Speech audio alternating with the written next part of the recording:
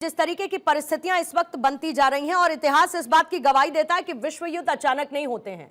World war 1 को हम देखें, वर्ल्ड वॉर 2 को हम देखें, किस तरीके से मिस कैलकुलेशन उस पर बेस्ड, लेकिन आज की तस्वीर पूरी तरीके से बदलती हुई नजर आ रही है। मैं सीधा सवाल आपसे पूछ रही हूं कि क्या हम विश्व युद्ध 3 के संकेत इस दौरान देख रहे हैं? सबसे पहले उसमें ये सोचना पड़ेगा कि तीसरा विश्व युद्ध होगा कैसे, क्या होगा।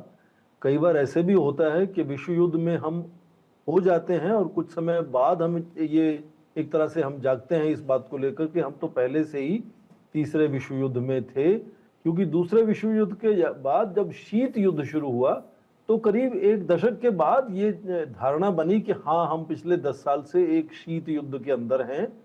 तो तीसरे विश्व युद्ध की क्या एक परिकल्पना होगी, क्या उसका मतलब होगा कि दुनिया भर में अलग अलग देशों में लगातार तनाव, टकराव और सैन्य इस तरह का टकराव बना रहेगा। तो उसको देखें तो लगातार जिस तरह से 4 साल से यूक्रेन में युद्ध चल रहा है, पाकिस्तान अफगानिस्तान का युद्ध शुरू हो गया है, हमास के साथ गाजा में पिछले 2 साल से क्या हो रहा है, लेबनान में क्या हो रहा है, जॉर्डन में क्या हो रहा है और अब ईरान में क्या हो रहा है। और ईरान का जितना अटैक 10 देशों के बीच में हो रहा है, वहां भी पहले सैन्य ठिकानों पर, फिर सिविलियन टारगेट पर, अब तेल के ठिकानों पर भी हमले शुरू हो गए।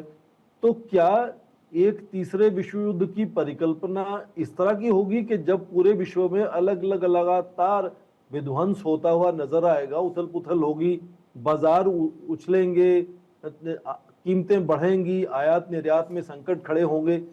तो क्या इसको यदि हम मान लेकिन ये युद्ध तो कुल मिलाकर तेल के लिए ही है ना, इसका कोई और मकसद तो दिखता नहीं है। ये युद्ध तो तेल के लिए है कि तेल पर कौन अपना ज्यादा आधिपत्य जमा पाएगा। ये लड़ाई तो सीधे सीधे तेल को लेकर है। बिल्कुल, यदि आप उसको देखते हैं कि अमेरिका की और चीन की प्रतिस्पर्धा आपस में है, तो अमेरिका के राष्ट्रपति ट्रंप की लगातार कोशिश है कि सारे तेल और ऊर्जा के ठिकानों को काबू में कर लें। तो चीन की जो मॉडर्नाइजेशन है, जो तरक्की है, चीन का उदय जो है, उस पर वो रोक लगा सकेंगे। इसीलिए आप देखें, चीन लगातार अपनी जो रणनीति इस बात को लेकर है उसको तेज करता हुआ नजर आता है। सबसे पहले 2 घंटे में उन्होंने कहा कि हम चाहेंगे कि बातचीत हो, युद्ध विराम हो जाए। फिर 6 या 8 घंटे बाद उन्होंने कहा कि जो संप्रभुता है, जो उनकी टेरिटोरियल इंटेग्रिटी है, उसकी इज्जत होनी चाहिए, रिस्पेक्ट होनी चाहिए, उसकी कोई यूनिलैटरल चेंज उसमें नहीं ला सकता बाहर से। और उसके बाद 24 घंटे के बाद वहां जो सबसे वरिष्ठ एक तरह से मंत्री हैं, विदेश मंत्री हैं वहां के, वांग यी, उन्होंने खुद खुलकर इस बात को कहा कि इस बात की वो जोर से भर्त्सना करते हैं। और उन्होंने तो यहां तक कह दिया कि ये ब्लेटेंट किलिंग है एक सॉवरेन, संप्रभु लीडर की, और वो एक्सेप्टेबल नहीं है। तो अब जैसे आपने कहा कि रूस के राष्ट्रपति ने यूएई में बात की है, तो सक्रियता जो है चीन की, रूस की, वो बढ़ती हुई यदि आप देखें तो उससे साफ जाहिर है कि ये ऊर्जा का एक जो है प्रतिस्पर्धा बड़ी शक्तियों के बीच में है और ईरान उसका खामियाजा भुगत रहा है। और ईरान के चलते ये सारे देश और वहां के नागरिक और हमारे जैसे भारत जैसा देश, जिसको ऊर्जा को लेकर चिंता होगी, नागरिकों को लेकर चिंता होगी। मैं उन चुनौतियों पर आऊंगी प्रोफेसर साहब, उन चुनौतियों पर भी हम चर्चा करेंगे। भारत के पर्सपेक्टिव से किन चीजों का ध्यान रखना बहुत ज्यादा जरूरी है। लेकिन संजीव श्रीवास्तव साहब, क्योंकि अभी प्रोफेसर साहब ने जिक्र किया चीन का, अब चीन इस पूरे समय में एक साइलेंट स्ट्रैटेजिस्ट की भूमिका में नजर आ रहा है और साइलेंट स्ट्रैटेजिस्ट की भूमिका में हो सकता है कि चीन इधर एक अपना फायदा देख रहा हो, लेकिन दूसरी तरफ यूरोप और खासतौर पर उसमें ब्रिटेन, जर्मनी या फ्रांस अब एक्टिव होते हुए नजर आ रहे हैं। एक्टिव होने की वजह क्या, नेटो पर किसी तरीके के आप दबाव को देखते हैं या फिर उनको कहीं ना कहीं अपनी सुरक्षा की चिंता है और इसीलिए उनका एक्टिव होना जरूरी है? देखिए पूर्णिमा जी, मेरे असेसमेंट के मुताबिक, मेरे विचारों के अनुसार, यूनाइटेड स्टेट्स ऑफ अमेरिका की जो एक मिलिट्री माइट है, वो इस ईरान के चैलेंज को डील करने के लिए वो स्वयं से सक्षम है। उसके लिए उन्हें यूरोपीय राष्ट्रों की, नेटो के राष्ट्रों की आर्टिकल 5 इत्यादि की आवश्यकता नहीं है।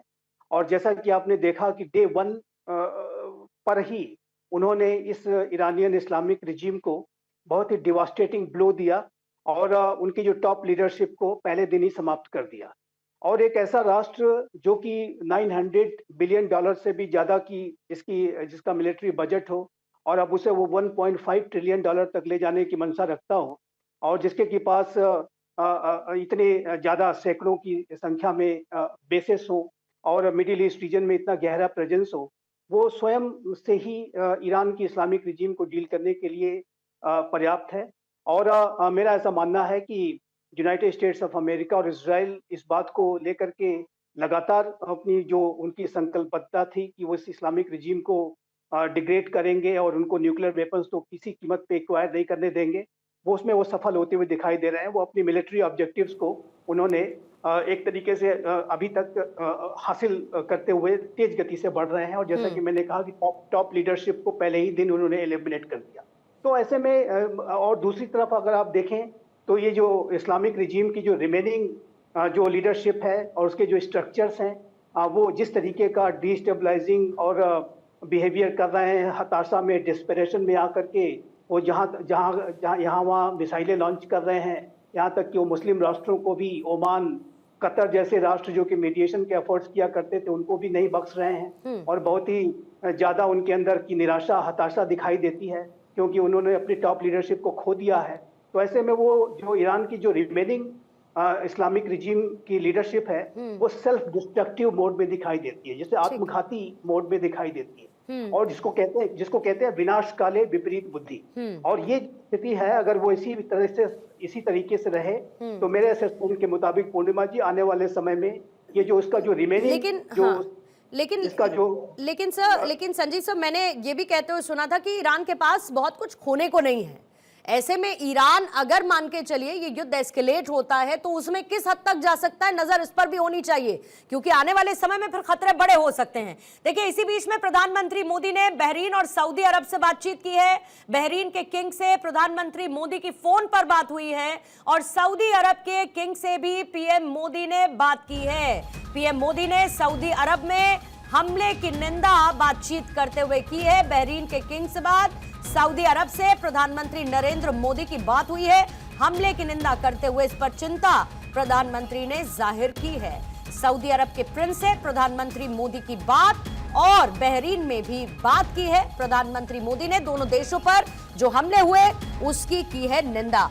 ब्रिगेडियर विनोद दत्ता साहब, नेटो की क्योंकि हमने बात की, नेटो अगर पूरी तरीके से एक्टिव होता है तो आप इस युद्ध को क्या क्षेत्रीय से वैश्विक बनते हुए देखते हैं? दूसरी बात सर, ईरान की मिसाइल क्षमता और ड्रोन नेटवर्क को अगर आप एनालाइज करें, क्योंकि एस्केलेशन के पूरे आसार नजर आ रहे हैं, तो उसको आप कैसे आंकते हैं? अनम्यूट कर लेंगे विनोद दत्ता साहब। हाँ, आपके दो प्रश्न थे। पहला कि ईरान की क्या उसका कॉम्बैट स्टेमिना है या उसका लॉजिस्टिक स्टेमिना कितना है। ईरान के पास जो आंकड़े उपलब्ध हैं उसके करीब 3,000 मिसाइल सिस्टम है, उसके पास करीब 110 मरीन वेसल्स हैं और करीब 490 उसके पास एयरक्राफ्ट हैं, लेकिन एयरक्राफ्ट बड़े आउटडेटेड हैं, वो किसी में उनकी गिनती नहीं हो सकती है। 50 मिसाइल बनाने की उसकी क्षमता है हर महीने और मतलब अगर वो स्पीड अप करता है तो करीब 75 तक इस नंबर को ले जाता है।